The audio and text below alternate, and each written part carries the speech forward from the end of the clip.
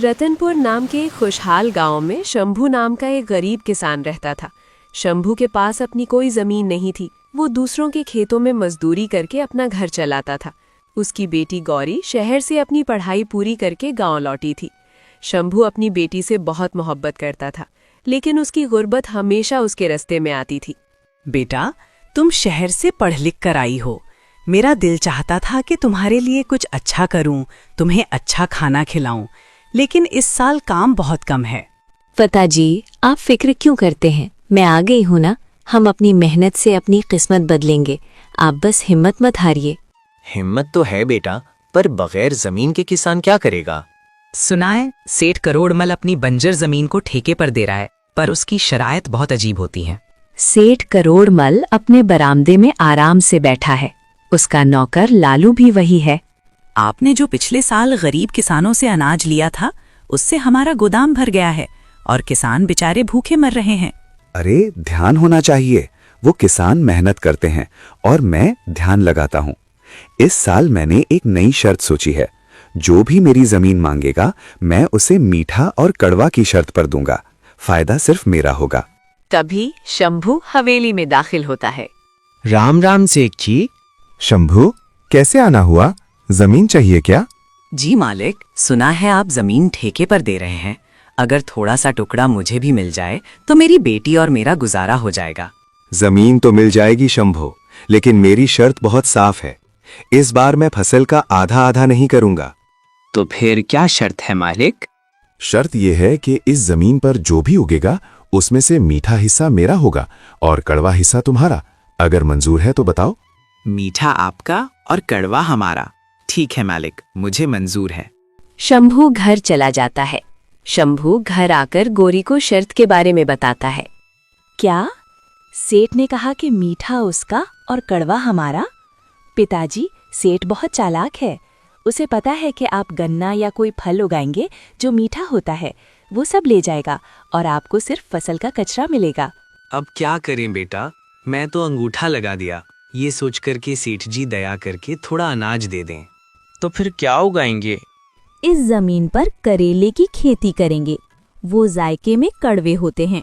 महीनों तक शंभू और गौरी कड़ी धूप में मेहनत करते रहे। उन्होंने खेत में बहुत सारे करेले उगाए। गांव वाले हैरान थे कि शंभू ने खाने के लिए अनाज क्यों नहीं उगाया। कुछ दिनों में फसल तैयार हो गई। सेठ करोड़मल और लालू खेत पर पहुंचते हैं। सेठ बहुत खुश है।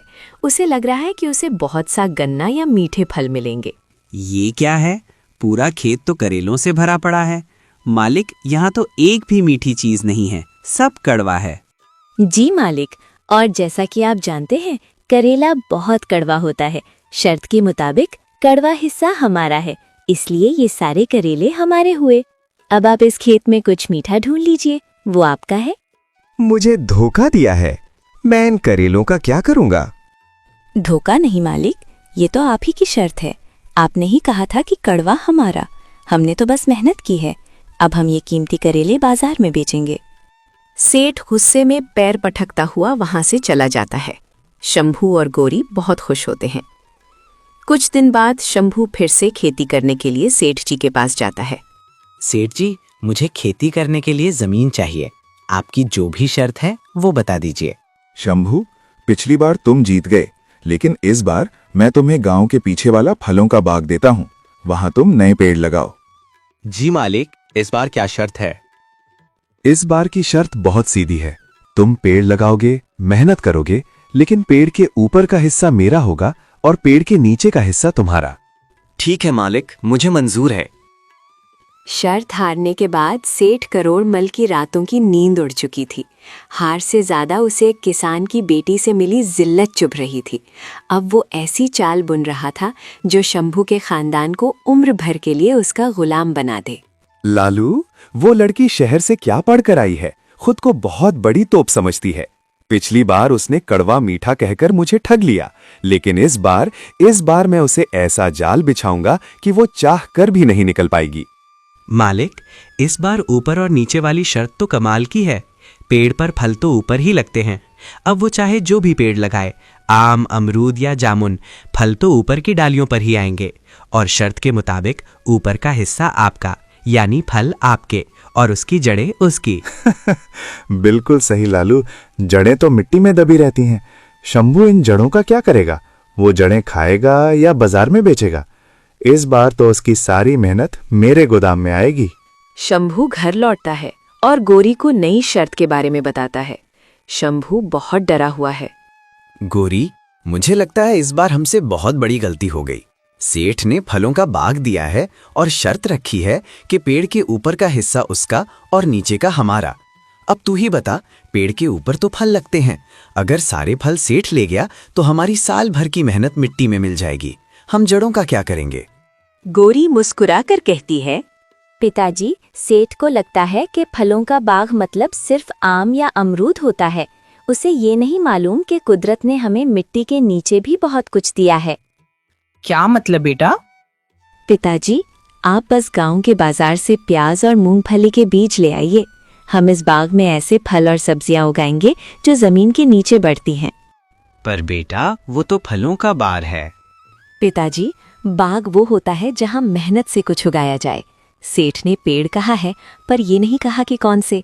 आप बस देखते जाइए। इस बार सेठ जी अपनी ही शर्त पर आंसू बहाएंगे।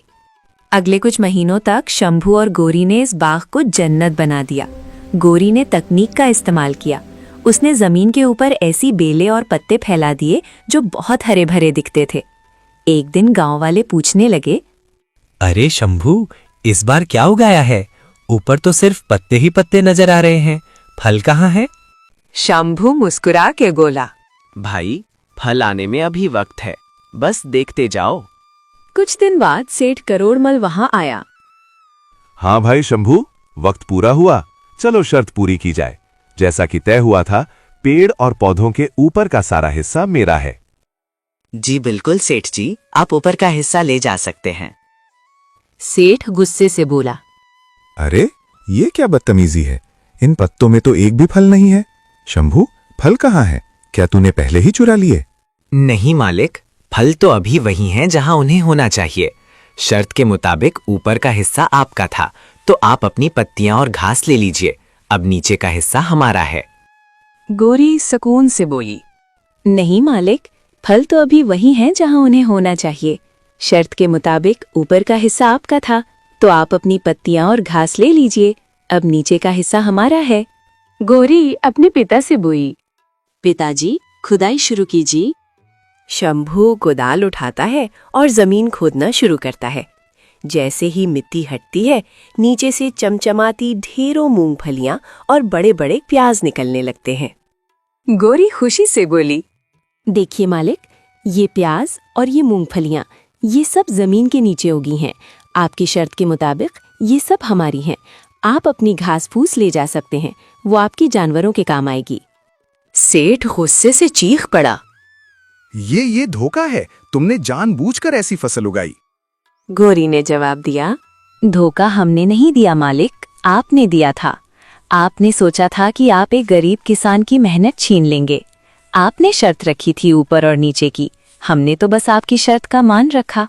गोरी ने मुस्कुरा कर कहा, अब बताइए, क्या आप अपनी घास लेकर जाएंगे या हम अपनी फसल बाजार ले जाएं? सेठ करोड़मल सुन रह जाता है। उसे अपनी बेइज्जती महसूस होती है। तभी गांव का सरपंच वहां आता है। सेठ जी, आज एक बेटी ने साबित कर दिया कि लालच का फल हमेशा कड़वा होता है। आपने बरसों से इन गरीब किसानों का खून चूसा है। आज आपकी अपनी ही शर्तें आपके गले की फांस बन गई हैं।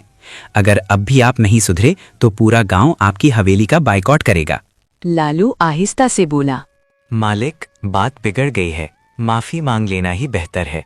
सेठ करोड़मल शर्मिंदा होकर बोला, मुझे माफ कर दो शंभू गोरी। मुझे समझ आ गया है कि मेहनत का कोई बदल नहीं होता और चालाकी हमेशा नहीं चलती। सेठ करोड़मल ने उसी वक्त अपनी पुरानी सारी शर्तें खत्म कर दी। उसने शंभू और गांव के दूसरे किसानों के गिरवी रखे हुए कागजात वापस कर दिए। शंभू खुश होकर बोला, मालिक, आपका बहुत बहुत शुक्रिया। गौरी मुस्कुराकर बोले, पिताजी, ये जीत सिर्फ हमारी नहीं, सच्चाई और समझदारी की है।